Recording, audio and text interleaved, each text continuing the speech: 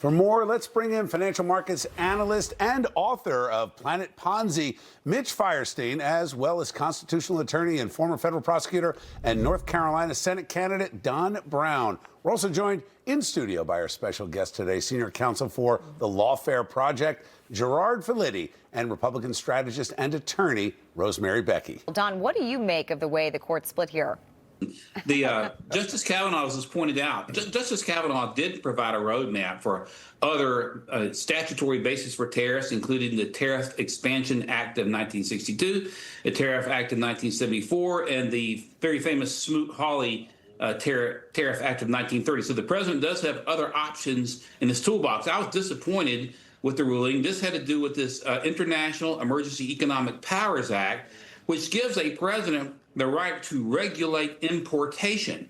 Now, Chief Justice Roberts took a couple of the other justices off the rails with him to try to argue the phrase tariff is not used in the act itself. But as Justice Kavanaugh pointed out and Justice Thomas pointed out, regulate importation includes, by the very description of that power, the power to impose tariffs.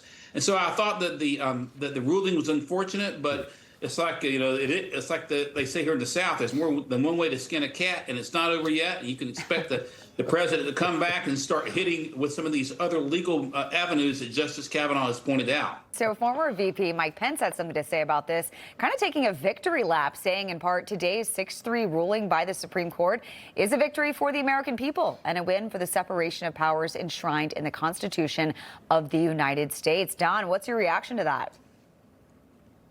Well, Pence has made a lot of comments about the Constitution. He said the president asked him to go against the Constitution after J6. I'm not sure that the vice president is Alan Dershowitz when it comes to the Constitution. This ruling, unfortunately, is a victory for Communist China, but only in the short term, because the administration, and actually some pretty good lawyering, and Justices Kavanaugh and Thomas and Alito agreed that the regulation of importation should allow for tariffs as well.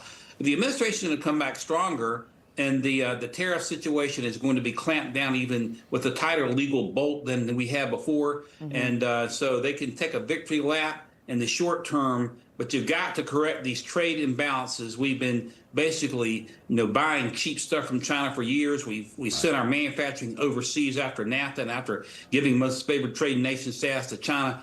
And this is a step in correcting those wrongs. We got to manufacture stuff here in the United States, and we're very pleased the administration is taking these steps. It's going to be even stronger. Yeah. Don Brown, Mitch Firestein, great to have you guys with us. Thanks for joining. We will see you back here in the next hour, and Gerard and Rosemary will see you back here shortly. Thanks, guys.